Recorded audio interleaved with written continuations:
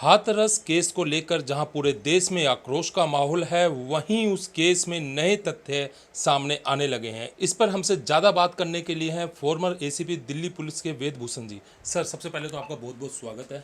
जी नमस्कार, धन्यवाद। सर, मैं सबसे पहले आपसे ये जानना चाहूँगा कि जो हाथरस जो रेप जो केस है, उसमें अब नए तथ्य सामने आए हैं, आप इस पर क्या? देखिए, ये अभी इन्वेस्टिगेशन का सब्जेक्ट है। जैसे जैसे इन्वेस्टिगेशन आगे बढ़ेगी, बहुत सारी नई चीज़ें आएंगी, नए खुलासे होंगे, नए फैक्ट आएंगे। केवल राजनीतिक उद्देश्य से इसको फ्लेयर अप करा जा रहा है, इसको बढ़ाया जा रहा है। 15 दिन जब वो अस्पताल में रही लड़की, कोई राजनीतिक पार्टी देखने नहीं गए, कोई पूछने नहीं गए। जैसे ही उस लड़की की मृत्यु हो गई, दिल्ली के अंदर सफदरजंग अस्पताल को आम आदमी पार्टी, कांग्रेस के कार्यकर्ताओं ने घेर लिया। लगा कि सब ये बहुत अच्छा मौका आ गया कैश करने के लिए, इस अपॉर्चुनिटी को भुनाने के लिए, अपनी राजनीतिक रोटी सेकने के लिए तमाम हाथरस की तरफ भाग निकले। उसका एक कारण ये था क्योंकि जो लड़की थी वो वाल्मीकि बिरादरी से थी, और दूसरा पक्ष चूँकि सवर्ण कास्ट था, तो एक मौके का फ़ायदा उठाने के लिए भीम आर्मी आ गई और समाजवादी पार्टी आ गई, मायावती भी एक्टिव हो गई। तो तमाम राजनीतिक रोटी सेकने की तैयारी कर रहे थे। अदरवाइज़ देखा जाए तो पहले दिन ही 307 का मुकदमा लड़की के मृतका के भाई के बयान पर दर्ज हो गया था। उसके बाद में जैसे जैसे हालात बदलते रहे, इन्वेस्टिगेशन चलती रही। बाद में 376D जो कि गैंग रेप की सेक्शन होती है, और 302 जिसमें फांसी की सज़ा है, इतने संगीन धाराओं में मुकदमा दर्ज कर लिया। उससे ऊपर संगीन हिंदुस्तान के कानून में कोई धारा नहीं है। परंतु चूंकि इसमें एक राजनीतिक जुड़ी हुई है, पुलिस प्रशासन जुड़ा हुआ है। अब पुलिस के लिए तो कहते हैं ना, एक तरफ कुआं एक तरफ खाई है। अब वो डेड बॉडी जलाई गई, क्यों जलाई गई, उसके बारे में कोई नहीं जानना चाहता। दिल्ली के अंदर जब उसकी डेड बॉडी को हैंडओवर कर दिया गया था, तो उसके घर वालों को भड़काया गया था कि इस डेड बॉडी को यहीं सफदरजंग के सामने रख के बैठ जाओ, धरना प्रदर्शन करो। बड़ी मुश्किल से दिल्ली पुलिस ने डेड बॉडी को यूपी भिजवाया। यूपी जाने के बाद में फिर उन्होंने कहा कि इसको जो है, जब तक योगी जी नहीं आएंगे तब तक हम डेड बॉडी को नहीं जलाएंगे। डेड बॉडी वो इसका जो ख़राब होने लगी थी, म्यूटिलेट होने लगी थी, तो उन हालातों में इसके पास कोई रास्ता नहीं था। इंटेलिजेंस की रिपोर्ट आ रही थी कि बड़े लार्ज स्केल पर दंगे कराए जाएंगे, तो पुलिस के पास कोई ऑप्शन नहीं था प्रशासन के ऊपर। इसलिए उसको ऑड आवर्स में, रात के टाइम उसका दाह संस्कार कर दिया गया। मैं आपको बताना चाहता हूँ, निर्भया का दाह संस्कार भी रात में ही किया गया था, बल्कि अर्ली मॉर्निंग में किया गया था। जब सिंगापुर से उसकी बॉडी आई थी, तो सिंगापुर एयरपोर्ट के बाद तुरंत जैसे ही उसको मौका लगा, पर उसमें एक अच्छी बात थी क्योंकि कॉन्फिडेंस में रखा गया था उसके माता पिता को। पर ये लोग, इसके माता पिता कॉन्फिडेंस में नहीं आ रहे थे, क्योंकि कुछ मीडिया का भी दबाव था। मीडिया अपना इस मामले को गर्म करना चाह रहा था, कुछ जो है राजनीतिक रोटियां सेक रहे थे। इसलिए पुलिस के ऊपर इल्ज़ाम लगाने शुरू कर दिए कि पुलिस वाले मीडिया को घुसने नहीं दे रहे हैं। नहीं सर, आप जिस तरीके से बात कर रहे हैं कि पुलिस वालों ने जो रात में, जो आधी रात में दाह संस्कार किया था उस लड़की का, तो कुछ चंद घंटे का समय था कि सुबह होने में, क्योंकि किसी भी शास्त्र, हिंदू शास्त्र, किसी भी धर्म में जो रात में जो दाह संस्कार है वो नहीं किया जाता। सिर्फ चंद घंटे का जो समय था, अगर वो अर्ली मॉर्निंग भी कर लेते उस चीज़ को, तो इसमें कोई वो तो नहीं है। नहीं, इसमें ऐसा था, धार्मिक कारण बिल्कुल मानता हूं मैं आपकी बात कि भाई रीति रिवाज के हिसाब से था। परंतु पुलिस ने उनके पिता की परमिशन, बाकायदा लिखित रूप से परमिशन ली है। अब सारे 100 के 100 आदमियों की तो ओपिनियन ली नहीं जा सकती। उसके फादर ने उसके रिश्तेदारों ने लिख के दे दिया कि आप कर दो, हमें कोई एतराज़ नहीं है। अब चूंकि सुबह होते होते तो वहाँ पर बहुत बड़ा बवाल करने की योजना थी, क्योंकि उसमें एमनेस्टी इंटरनेशनल का नाम आ रहा है कि उन्होंने एक साइट भी रातों रात तैयार कर ली थी। कैसे इस मामले को, जैसे दिल्ली के अंदर शाहीन बाग हुआ, दंगा हुआ यमुना पार के अंदर, उसी तरह के बड़े लार्ज स्केल पर दंगा कराने की योजना थी। तो पुलिस के पास कोई ऑप्शन नहीं था। उस दंगे के अंदर 10, 20, 100, 50 आदमी मारे जाते, उससे अच्छा था कि इसको निपटा दिया जाए और एक मामला शांत हो जाए। मैं आपको एग्जांपल देता हूँ। दिल्ली के अंदर पहले जब फैटल एक्सीडेंट होता था, जब मौत हो जाती थी सड़क के ऊपर, तो पहले फोटोग्राफर का इंतजार होता था। तो उसमें क्या होता था, घंटों तक फोटोग्राफर ट्रैफिक में फंसा रहा, नहीं मिल पा रहा, अवेलेबल नहीं हो पा रहा फोटोग्राफी की वजह से, तो लोग जो है आग लगा देते, धरना प्रदर्शन कर देते थे। फिर सरकार ने देखा इन हालात को कैसे कंट्रोल किया जाए, तो सरकार ने या पुलिस ने, प्रशासन ने ये निर्णय लिया कि जैसे ही फैटल एक्सीडेंट हो, तुरंत डेड बॉडीज़ को रिमूव करके अस्पताल भेजा जाए। तो कोई ह्यू एंड क्राई नहीं हुआ।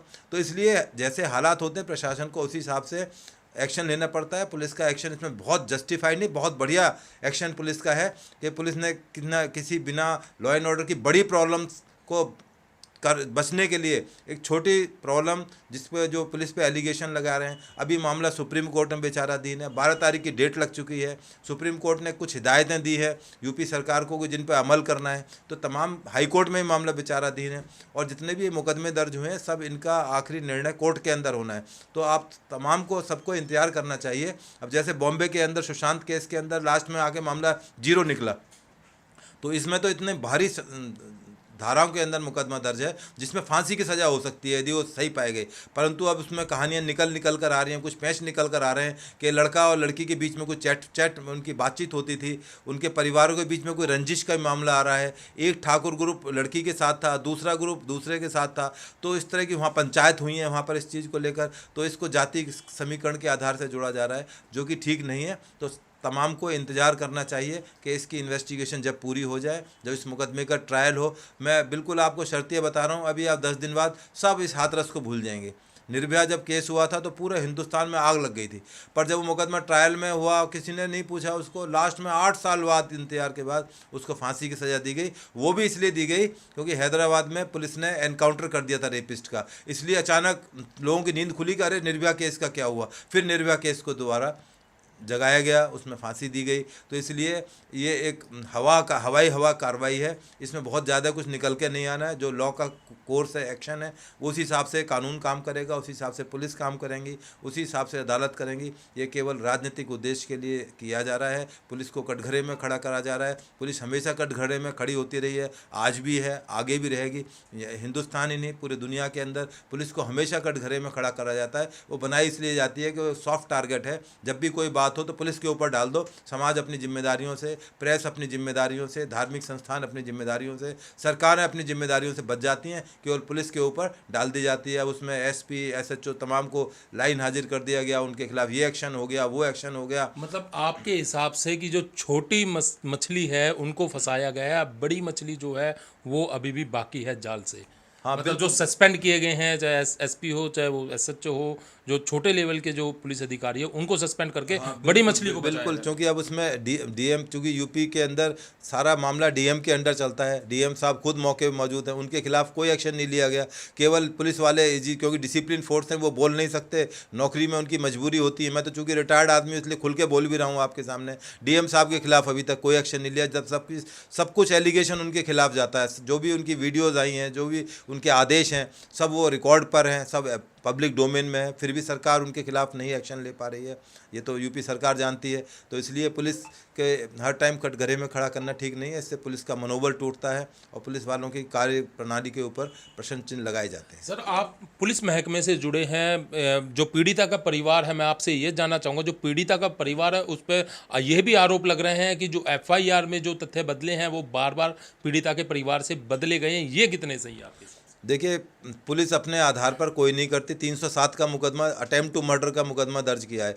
फिर उसके बाद में लड़की के स्टेटमेंट मजिस्ट्रेट रिकॉर्ड करते हैं। लड़की अपने बयान चेंज भी कर सकती है, अपने आप उसको पूरी स्वतंत्रता है। हर एक शिकायतकर्ता को अपने बयान उसमें एडिशन करने की, डिलीशन करने की, उसमें नए फैक्ट बताने की उनकी पूरी स्वतंत्रता है। तो जैसे जैसे इन्वेस्टिगेशन आगे बढ़ती रही, उनके बयान उसी हिसाब से सेक्शन लगती रही, धाराएं लगती रही। हो सकता है आने वाले टाइम में और कुछ धाराएं लग जाए, क्योंकि उसमें SC/ST एक्ट की भी धारा लगी हुई है। तो हो सकता है आने वाले टाइम में कुछ और इन्वेस्टिगेशन के बाद कुछ चीज़ निकल कर आए, कोई साइबर से रिलेटेड क्राइम हुआ हो। जिस तरह से चीज़ें आ रही हैं कि वेबसाइट बना ली गई थी रातों रात, तो इसमें 19 FIR अब तक दर्ज हो चुकी हैं। तो इतना बड़ा मामला है, तो let us wait for the judgment. जिस दिन जजमेंट आएगा हाथरस का, कोर्ट पे हमें विश्वास रखना चाहिए और हमारा पूरा विश्वास है। सर, जो निर्भया केस के जो वकील हैं AP सिंह जी, अब वो जो हाथरस के जो दोषी हैं उनका केस लड़ने के लिए वो रेडी है और उन्होंने ये कहा है कि जो परिवार है और जो लड़की है, जो लड़की का उस लड़कों के साथ चक्कर था और हत्या जो की गई है